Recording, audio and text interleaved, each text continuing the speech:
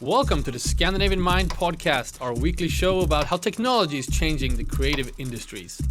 Today on the program, a special report from Milano Design Week. For the 61st time, Salone del Mobile, the biggest trade show for design, furniture and lighting, took place in Milan this week, or is taking place, I should say, when we record this.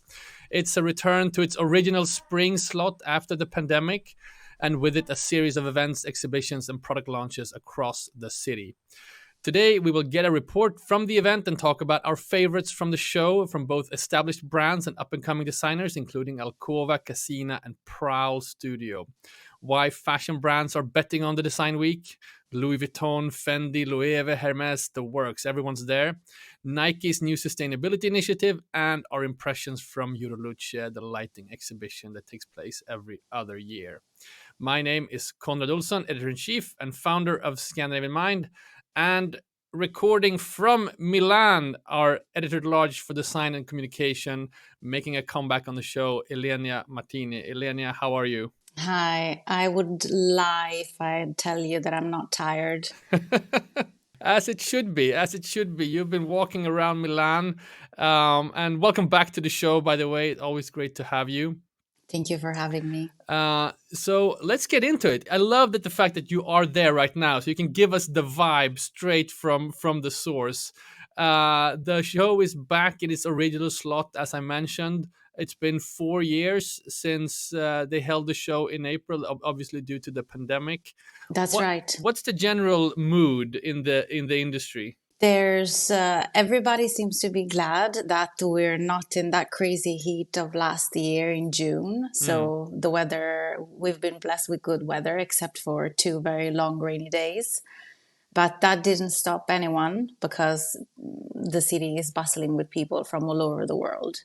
Attendance has been reported to be high, back to pre-pandemic numbers.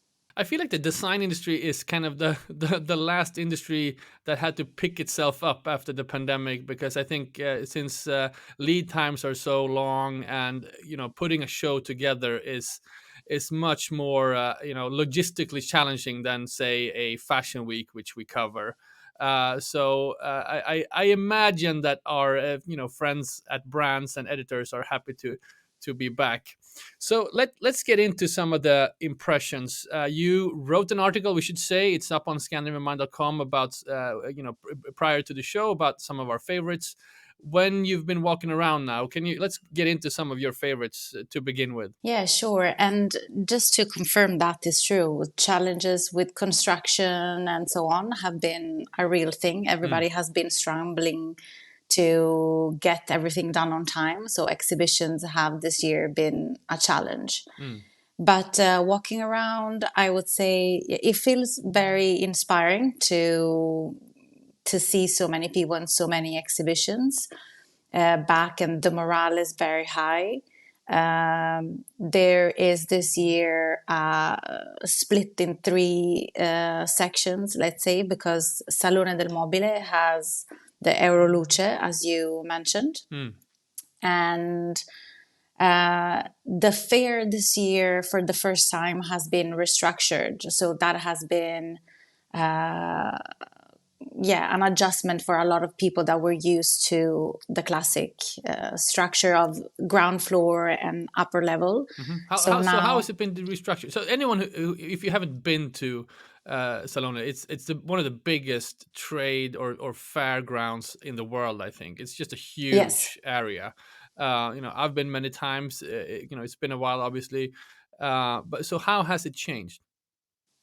The upper level is closed, so the pavilions on the upper level are no longer accessible. So everything happens on the ground floor. Which in a way allows people to waste less time in commuting between all the different floors. Right. So everything is accessible very easily, although it feels a little bit smaller and more compact. The structure within the fair halls has been kept the same, but brand positioning has changed due to the fact that the upper levels are no longer accessible.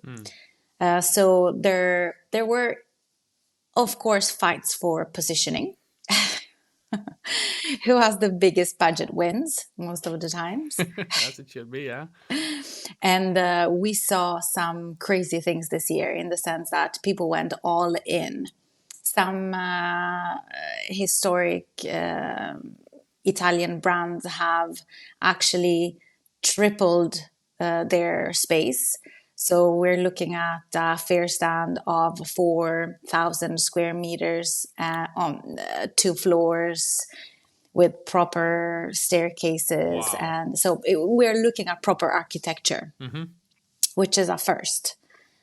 And they were, I would say, the talk of Salone del Mobile. And I'm talking about Minotti. They have really, they really went all in. And overall, the feeling is there's a lot of outdoor furniture, which is new. The more established brands have actually split their booths, and they have quite an extensive outdoor furniture selection, as opposed to previous year where the outdoor was its own separate brand had their own outdoor focus, and mostly they were outdoor brands. But now it's spread throughout, and I say it's a reflection of how we've lived and how life has changed over the last few years. Yeah, I was going to say, I mean, is there a lot of talk about that? I mean, I would imagine since, the show is kind of back in its full swing, but the world is so different from 2019 when it had the same kind of format. And obviously, outdoor furniture, to me, it speaks to the fact that we're spending more time at home, I guess. Is there a lot of talk about the changing nature of the home throughout the brands and the exhibitions? To be honest, not really. Are people just pretending that everything is back to normal? Is that the Yeah, vibe?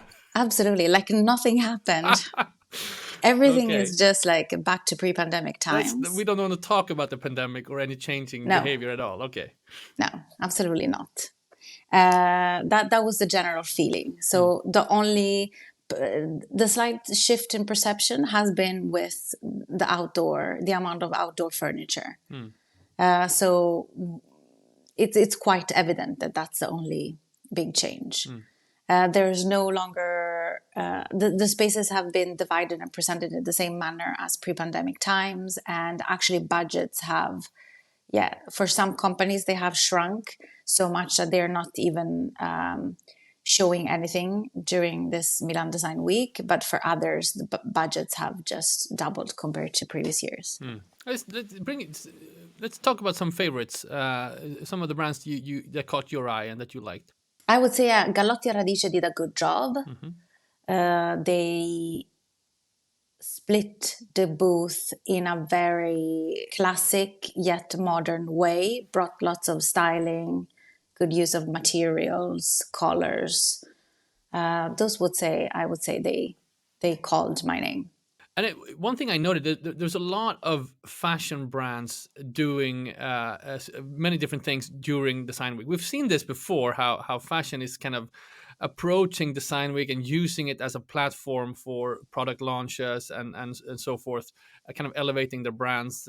I don't know why, really. I guess because a lot of, you have a lot of press attending, so there's a kind of a synergy effect there. But many of these brands also have home collections. What have you seen there? And let's be honest, it's a great opportunity to get eyes on the home sections or the home extensions. And this year there's been like a couple of extensions into the home and lifestyle field for both fashion brands, but also historical brands that have dipped their feet into that sector. Big exhibitions have been by Loewe, which every year goes into the Italian architecture with exhibitions and furniture that it's more like artistic pieces. Louis Vuitton has done very big, very expensive. Not my taste, but of course not everybody's piece of cake. Fendi, Home, Hermes. Hermes was actually my favorite. They were for another year in a row at La Pelota in Milan, which is quite an iconic location. And they have done this year a very simple exhibition, very, very stripped to the bare minimum, but the pieces are actually really beautiful. And of course, what you would expect from Hermes, the attention to detail was quite beautiful. Details on both the pieces of furniture, because they're showcasing chairs and a sofa, but also textiles with blankets and carpets. Those have been really, really nice. And the events, of course, this year were quite unique as well. Hermes came up with a performance with dancers and other brands. Ginori 1735, the iconic Italian brand from Florence, came up with the first home extension with the Swedish studio-based Nikketto studio, and all of that has happened this year. Performances, live music. And those are not specifically for the fashion brands, you mean? That's overall different types Yes. of experiences and performances. Yes. Ah, So there was also like a very good one to point out outside of in Fuori Salone, the Byredo exhibition with for Balda Freak. Basically, Ben Gorham has called this artist to curate this beautiful space in Spazio Maiocchi that has actually, it's a blend of history, design, and art. So it was actually quite refreshing to see something that was not another piece of furniture during the design week, and take it a little bit outside of the scope of a design week, which was really nice. Yeah, I was going to ask because what's your impression on, are the fashion brands and in the case of Byredo, a beauty brand or fragrance brand at heart? Do you feel like they kind of are they intruding the design week, or are they actually adding something to the experience there? Do you think they have a place, or is it just like the design week is becoming more of a platform for different types of expressions, moving into the kind of art and fashion and other areas? I would say the latter, because it has, of course, you hear criticism around by the hardcore design fans that are like, this is not furniture. But on the other hand, it brings a little bit of lightness to the whole thing. Right. And there's just so many sofas that you can look at during the same day. So that kind of freshness, and in the case of Byredo, both from a sensory approach with the fragrance and so on, but also with the look and feel of the space, was really refreshing. You just, it's like resting your eyes on something that it's beautiful, and you get the history, and it was really well curated. Good job for them. Wonderful to hear. I mean, that's what design weeks and fashion weeks kind of are for. I feel every time I go to one of these, events, you always come back when you're the experience of being present on site. And if it's a fashion show or a design launch or one of these experiences that you mentioned, it's one thing to experience it when it's happening. When you come home, you kind of realize, oh, this was something that was kind of almost off topic, because if you're going to report on the actual news and what's happening in the industries, sometimes some of these things feels really disconnected. It's just something that's a PR thing. It's good and bad, I guess. I mean, it's a wonderful thing to experience. But going from the fashion brands, I know Nike was also doing something Yes. with a great kind of sustainability initiative. What was that? That was something, it was only launched towards the end of the week, in this case yesterday, which was Friday. So it wasn't open for perhaps all the visitors that came in for the beginning of the fashion for design week. They did something in a former bread factory with the team at Nike that is called ISPA team, and they are in let's say they're leading the innovation, the technology that's behind it, and basically it's a forward-thinking design collective. I don't know any other way to explain it. Yeah. But they did this beautiful, very small but very creative exhibition divided in three areas, where basically the focus was circularity of both materials and the way of working. So both on display, from a display point of view, the graphics were really beautiful, almost like the high school looking, chemical tables with all of the graphics and so on. Very beautifully done, with using actually the former bread factory as a way to display the different deconstructed pieces that then end up being recomposed together into several different shoes. Was it actual shoes displays, or was it a product Yes. launch for the shoes? So this was a way of doing it? Yes, Yeah. yes, a way of doing it, and a way also of explaining the actual process. And they did a very beautiful exhibition, and they actually were kind of one of the very small group of brands that touched on sustainability, and most brands actually looked the other way, so nobody really discussed why are we launching so many new products, because you ask yourself those questions. Is there a need for all these new products? Apparently nobody's asking those questions at the moment, or very few are. I don't want to be overcritical, but Nike really talked about that, the circularity of it. Well, I think it speaks volumes that it's a sneaker brand that has kind of one of the most standout sustainability initiatives at Milan Design Week. And We've talked about this before. This is one of my pain points with the design and furniture industry: the lack of sustainability efforts. And we can talk at length about that. But were there other initiatives that you saw?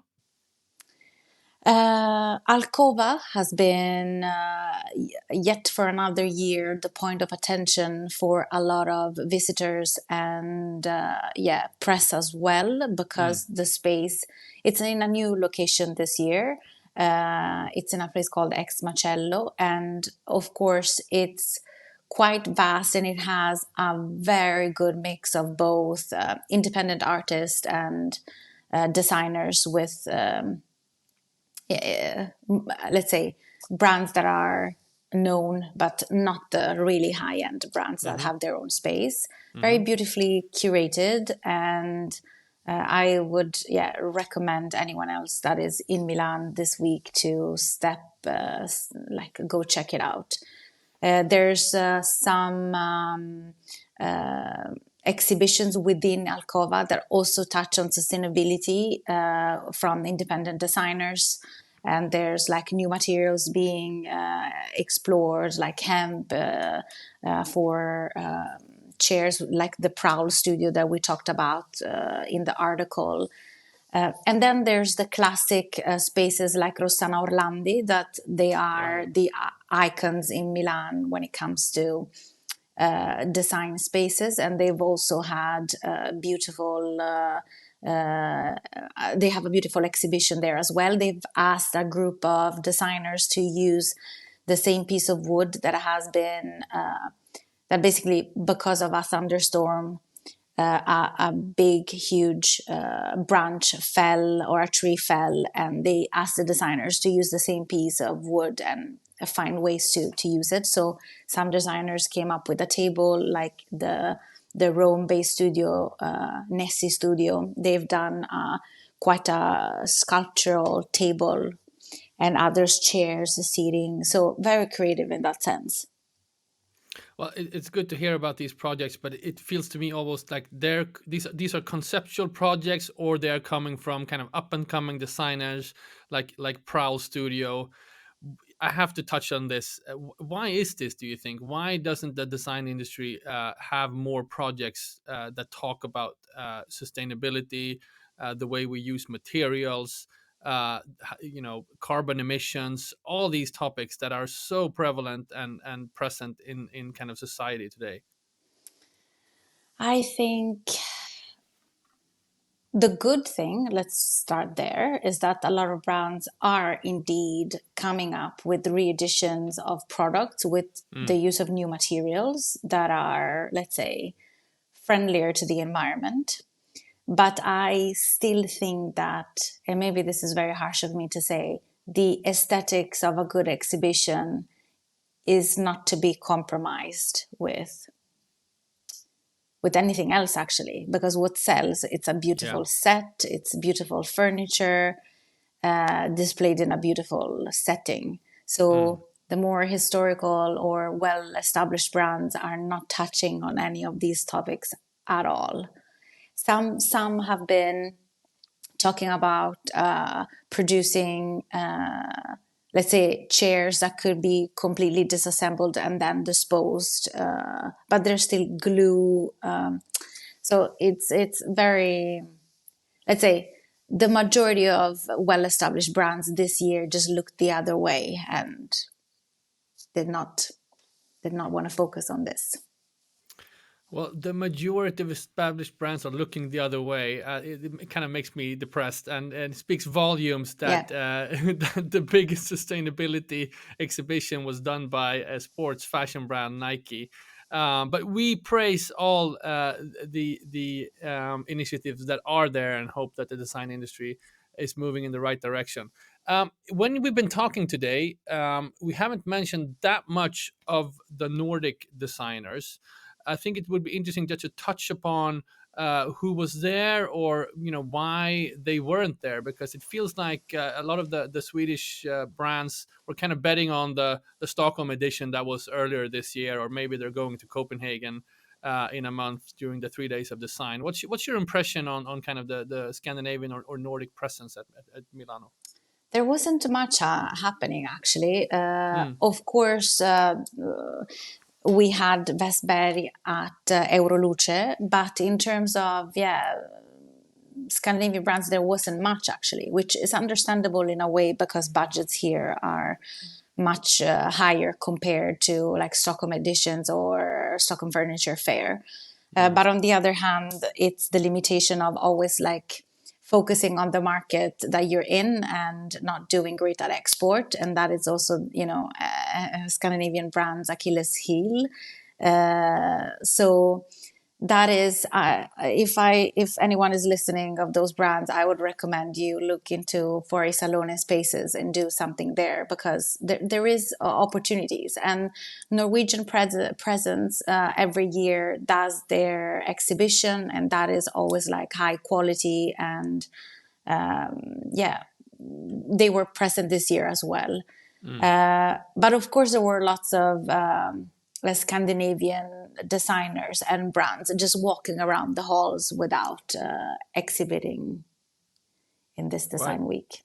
Lots of inspiration and networking, I imagine. Let's Absolutely. touch upon a couple of things before we round up. You mentioned the Euroluce, which is the lighting exhibition that only takes place every other year. You mentioned Vestberg, Swedish lighting company, did some things. What were your impressions from Euroluce, and why is it relevant, do you think, that this is happening? Well, it had highs and lows because, of course, there were the more established brands like Floss did beautiful architectural installation in their booth. Nothing compared to previous years where they exposed in their space outside the fair premises. But Euroluce is quite important when it comes to lighting. And lighting has been, together with outdoor, a big focus this year, because also other installations in other palazzos were all about lighting, and that has had a big impact. Of course, it's there's a lot of innovation there when it comes to technology. The lamps are getting smaller, leaner, with less visible tech, and even we were talking earlier about Casina. Even brands like Casina have made their first launch into lighting, introducing pendants and table lamps within their collections. So Euroluce, I would say this year, of course, floss has been my favorite. And of course, news from the renowned designers like Borolek, Gerchik, like all of those names are there with news for floss. Good to hear. Okay, so rounding up now, you are we're doing this recording from your hotel room in Milan. Yep. I'm happy that the internet connection was able to withhold this recording. You're gonna do one or two more days. Yeah, you're gonna do 1 or 2 more days in Milan. What is there something that you haven't seen that you're looking forward to that we should mention? Haven't seen a lot. This morning I'm actually planning on going to see this art exhibition from a New York-based gallery called Gallery Philia, which is in a deconsecrated church. And it's supposed to have several designers, of which exhibiting works from Rick Owens and things like that. So hopefully that will be as exciting as the press release I read. Wonderful. Ilenia Martini, our editor-at-large for design and communication. Thank you so much for doing this report from Milan for us today. Thank you, Konrad. Thank you so much. And I should mention, Ilenia, aside from being a wonderful podcast guest, is a wonderfully talented writer that actually wrote, I think by now it's the most read article online at scandinavianmind.com, a feature from our 3rd print issue, the interview with Jesper Kautoft of Teenage Engineering. I just wanted to mention that because that has become kind of a viral article the past 6 months. What an honor. Yeah, well, it's a wonderful article, and people keep coming back. It's a wonderful interview, a rare close interview with Jesper Kautoft. But so I just want to give you the credit for that. Thank you.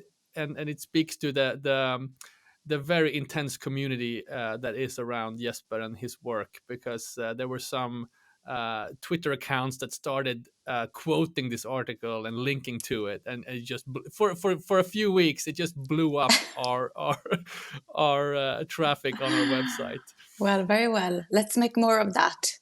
We should. And on the note of print magazines, we are actually launching our 4th print magazine next week.